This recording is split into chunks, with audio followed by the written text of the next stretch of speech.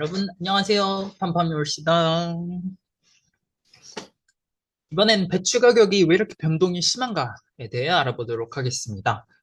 배추 가격이 폭등했다는 기사는 사실 한 달 전쯤부터 엄청 떴었는데 요즘도 크게 해소되지는 않았고 사실 이 칼럼을 쓴 게 한 3주 전이긴 합니다만 아무튼 대체 배추 가격이 그나저나 왜 이렇게 올랐는가에 대해서 좀 보려고 해요. 그래서 배추 가격이 엄청 비싸서 김장 파동에 대비해야 한다는 그런 뉴스도 나오는데요. 보시면 2010년 기사인 걸 알 수 있죠. 당시 2010년에 배추 한 봉에 11,600원이니까 사실 이때 환율, 아니, 이때 물가 계산해보면 이때 엄청 비쌌네요. 그런데 배추 가격에 대한 기사가 사실 생각보다 자주 나왔습니다. 근데 그거는 착각이 아니라요. 실제로 배추 가격은 변동이 엄청 커요.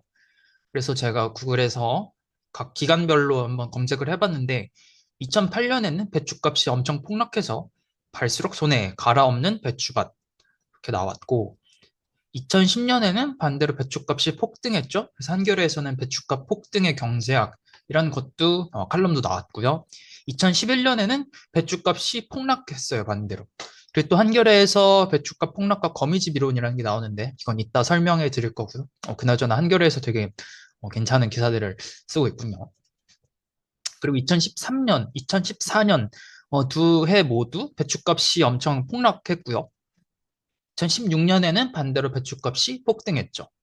이런 식으로 2017년에는 폭락했다가, 그리고 여기 재밌는 게 있는데, 2018년 7월에는 폭등했다고 나왔다가, 2018년 12월에는 하락이 됐다고 해요. 그리고 2020년에는 다시 배추값이 폭락했다는 전월 동기 대비 70% 급락했다가, 어, 바로 한 달 만에 다시 급등했다고 나오죠. 뭐 그런 식으로 쭉 이렇게 많습니다.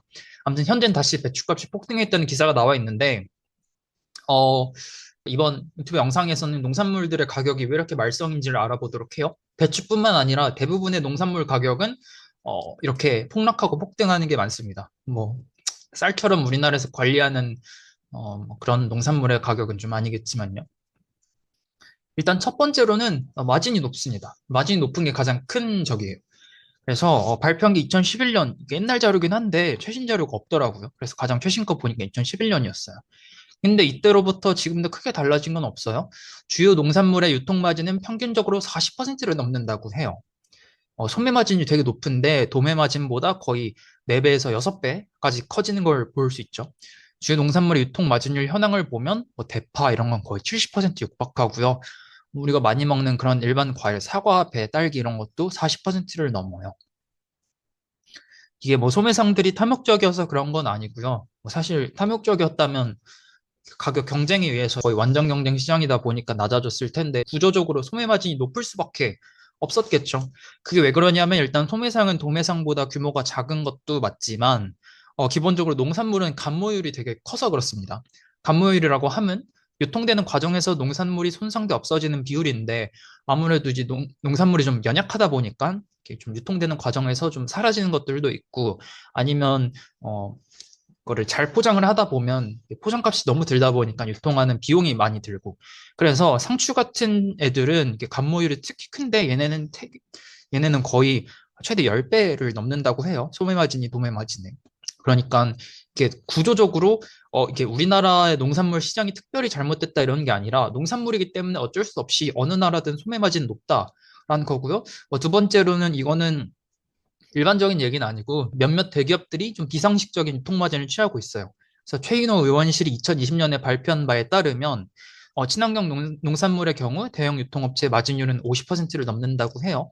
여기는 소매상이긴 한데 일반적인 소매상보다는 약간 규모가 있죠. 그럼에도 불구하고 마진이 50%를 넘고 뭐 예를 들어 친환경 대파가 여주에서 서울로 올 때 유통 마진이 거의 72%니까 되게 큰 걸 알 수 있죠. 하지만 이건 되게 일반적인 경우는 아니기 때문에 뭐 이렇게 주요 요소다라고 볼 필요까지는 없어요. 네. 그 사실상 제가 말하고 싶은 거는 유통구조입니다. 유통구조가 너무 복잡해요.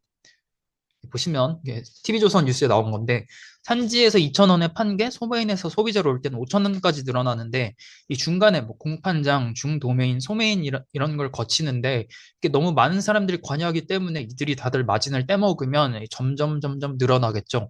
그래서 가격이 이렇게 엄청나게 펌핑되는 걸 볼 수가 있어요.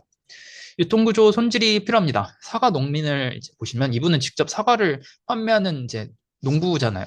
공판장에 냈을 때랑 소비자한테 직접 판매된 단가를 봤을 때 최소한 배 이상은 더 받는다고 이제 하시는데 여기 보니까 2.5배 정도라고 나와 있네요.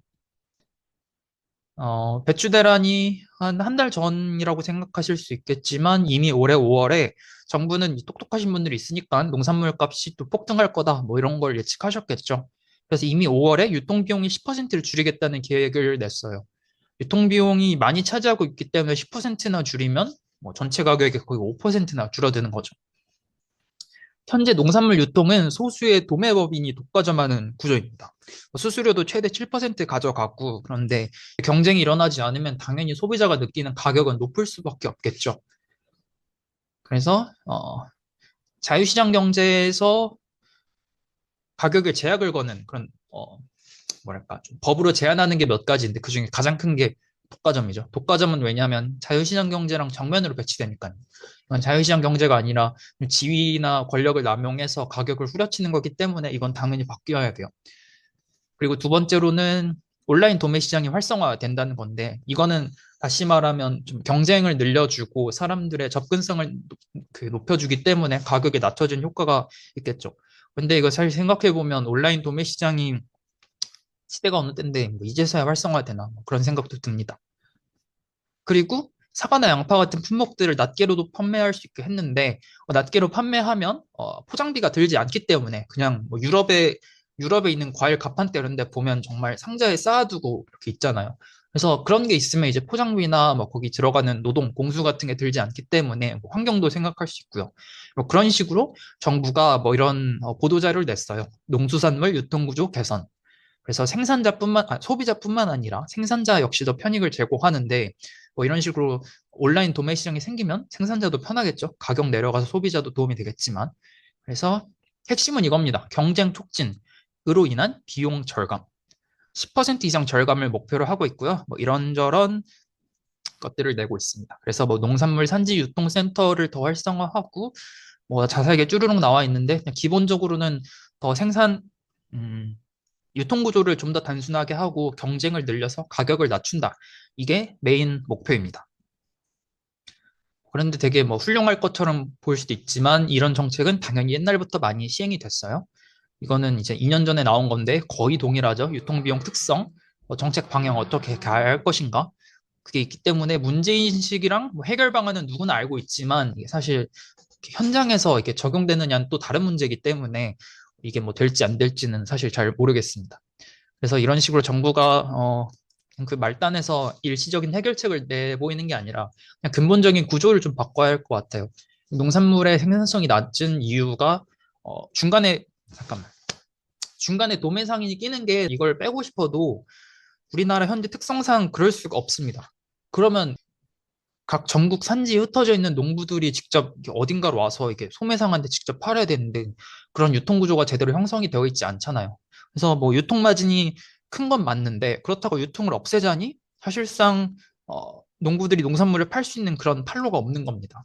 그래서 이거는 좀 구조적으로 좀 문제를 해결해야 될 것 같고 뭐 식량이란 게 국가 안보랑도 관련이 있겠다만 사실 생산성이 없는 거는 퇴출되는 게 맞습니다. 여러분 또 뭐 이런저런 고민해야 될 게 많겠지만 기본적으로 애초에 불가능하다, 유통 마진이 없을 수가 없다 하면 사실 우리나라에서 식품을 하지 않는 게 더 옳다고 저는 생각합니다. 식량 안보는 그 다음에 생각할 거고요. 그나저나 뭐 사회학적으로 보면 이랬고요. 경제학적으로 보면 아까 잠깐 보여드렸던 거미줄 이론에 대해서 볼 필요가 있어요. 일단 가장 큰 특징은 농산물은 공급이 비탄력적입니다. 그러니까 올해 배추 가격이 높다고 해서 농부들이 바로 배추를 생산하는 게 아니라 지금 높아진 배추 가격을 봐도 그게 시장에 나온 건 1년 뒤잖아요. 그렇기 때문에 수요량과 공급량이 불일치를 보이는 경향이 되게 높은데 이거를 이제 경제학자 니콜라스 칼도어라는 분이 거의 한 100년 전에 거미줄 이론이라는 걸 만들었죠. 그래프를 간단히 살펴볼게요. 어, X축에는 배추의 양, quantity가 있고요. Y축에는 배추값, price가 있습니다. 그래서 공급 곡선은 이렇게 우상향하고 배추의 수요 곡선은 이렇게 우하향하죠. 이 두 곡선이 만나는 지점이 곧 균형 가격 그리고 균형 거래량입니다. 현재는 여기 잘 형성되어 있어요. 그런데 만약에 배추 농사에 흉작이 들었다면 공급 곡선이 움직이겠죠? 어디로? 왼쪽으로 움직입니다. 그래서 공급 곡선이 원래는 여기 있었는데 흉작이 들어서 배추를 조금밖에 못 내요. 왼쪽으로 움직였어요. 그러면 균형점이 어디로 움직이냐면 여기 B로 움직입니다. 예전 균형점보다 배추 거래량은 줄어들었고 배추 판매 가격은 높아졌죠. 당연하겠죠. 배추가 잘 나오지 않는다는데 가격 높아지고 거래도 잘 안 되는 게 맞으니까요. 그런데 이걸 본 농부들이 어떤 생각을 하냐면 올해 배추 가격을 보고 판단하는 거겠죠. 배추 가격이 올랐구나. 그러면 내년에는 배추를 많이 재배해서 수익을 많이 남길 유인이 있겠죠. 다들 배추를 많이 재배할 겁니다. 그러면 최종적으로 내년에 생산되는 총 배추의 양은 정상적인 수준보다 더 많이 재배가 될 거예요. 여기 그래프를 보시면 현재 가격이 P2의 가격이라면 정상적인 공급 곡선에는 해당하는 배추의 양이 Q3이기 때문에 농부들이 뭐 그렇다고 합작해서 뭐 서로의 총량을 확정하진 않겠지만 그래도 농부들이 전체적으로 생산량을 늘렸을 때 총 배추의 생산량이 Q3가 되는 겁니다. 일반적으로는 Q1이었죠. 그런데 높아진 배추 가격을 보고 판단한 농부들이 생산량을 늘렸더니 결과적으로는 Q3만큼 과잉 생산이 된 거예요. 그런데 생각해 보시면 배추가 Q3만큼 시장이 풀리면 이게 전부 다 소화가 안 되겠죠. 그러니까 P2의 가격으로 Q3에 하면 이만큼이 남기 때문에 Q3-Q2가 이렇게 시장에 남는 겁니다. 그럼 얘네들을 다 소화하기 위해서는 어떻게 해야 되냐? 보세요. 배추량이 Q3가 현재 풀려 있으면 소비자들이 이걸 모두 다 감당하기 위해서는 이 Q3와 배추의 수요 곡선이 만나는 이 점, 여기까지 가격이 내려가야 합니다. 결국 배추의 가격이 P3까지 낮아져야 Q3에 해당하는 모든 배추가 팔려나갈 수 있게 되는 거죠. 소비자 입장에서 보는 거니까요. 그러면 원래 정상적으로는 A에 있었는데, 그러니까 가격이 P1이었는데, 올해 배추의 가격이 P2만큼 올라갔으면 내년에는 그걸 보고 생산량이 엄청 많아졌기 때문에 오히려 P3까지 떨어진다는 거죠. 이미 여기서 한 사이클이 보였죠. 배추 가격이 P1에서 P2로 올랐다가 다시 돌아오는 게 아니라 P3까지 엄청 내려가는 겁니다. 그럼 이거랑 같은 과정이 계속 반복되면 이런 식으로 이렇게 가면서 배추 가격이 점점 진폭이 커지는 식으로 진동을 할 거예요. 잠깐 정리를 해볼게요. 자, 올해 배추는 농사가 잘 되지 않았어요. 그래서 조금만 생산이 됐죠. 당연히 배추가 조금만 생산됐으면 희귀해졌기 때문에 가격은 올라가겠죠. 그러면 배추 가격이 올라간 걸 보고 농부들은 다들 내년에는 배추 생산량을 늘려서 더 많은 돈을 벌어야겠다라고 생각을 합니다. 근데 그렇게 된다면 모두가 그런 생각을 하기 때문에 적정량보다 배추가 엄청 많이 생산돼요. 그러면 이 많아진 배추를 감당하기 위해서 가격은 낮아져야겠죠. 그래야 소비자들이 모두 수요할 수 있으니까요. 그냥 갖다 버릴 수도 있겠는데 뭐 그런 건 빼고요. 네. 그래서 결과적으로 올해 배추 가격이 P2였다면 내년에 배추 가격은 P3까지 내려가는 겁니다. 근데 여기서 사이클이 끝나지 않죠. 농부들은 이걸 보고 또다시 생각을 합니다. 배추 가격이 엄청 내려갔기 때문에 배추를 재배해서는 돈을 벌지 못해. 배추 생산량을 줄여야겠어라고 생각을 하는 겁니다. 그러면 반대로 배추 생산량을 줄이는데 이거 역시도 평균점을 넘어서서 극단적으로 줄이게 돼요. 그래서 이 과정을 다시 반복하면 현재 가격 P3를 바탕으로 농부들이 짐작한 적정 재배량은 Q4가 되기 때문에 Q4만큼 배추가 엄청 과소 생산이 되겠고요. 이거에 해당하는 수요 곡선을 딱 맞으면 배추 가격이 P4까지 올라가는 겁니다. 그러니까 A, B, C, D, E, F까지 오는 동안에 배추 가격이 P1, P2로 뛰었다가 P3로 내려갔다가 P4로 엄청 뛰는 겁니다. 이게 무한히 반복하면서 왔다 갔다 한다라는 게 거미줄 이론입니다. 당연히 실제로는 이렇게까지 극단적으로 뛰지는 않겠죠. 올해 가격이 높아졌다고 해서 이 가격이 내년에도 그대로 갈 거라고 혹은 올해 가격이 낮았다고 해서 내년에도 가격이 낮을 거다라고 생각하진 않을 테니까요. 하지만 그래도 어느 정도 영향은 받겠죠. 올해 배추 가격이 높았으면 분명히 올해보다는 내년에 더 배추를 많이 생산할 거예요. 그래서 이렇게 움직이는 이 균형점들이 거미줄을 닮았다고 해서 거미줄 이론이 되는 것입니다. 그래서 이거는 좀 이렇게 복잡하게 생각할 필요는 없고요. 그냥 수요 곡선이랑 공급 곡선의 기울기 차이를 보시면 돼요. 공급 곡선이 가파르고 수요 곡선이 이렇게 완만하면 아까랑 반대로 점점 이렇게 수렴되는 걸 볼 수가 있고요. 결국 여기 균형점으로 잠깐 균형에서 벗어나도 다시 수렴하는 걸 볼 수 있고, 뭐 아까 위에 배추 같은 경우에는 오히려 발산하는 걸 볼 수가 있죠. 이게 바로 배추 같은 예입니다. 어, 공급 곡선이 더 완만하죠. 그러니까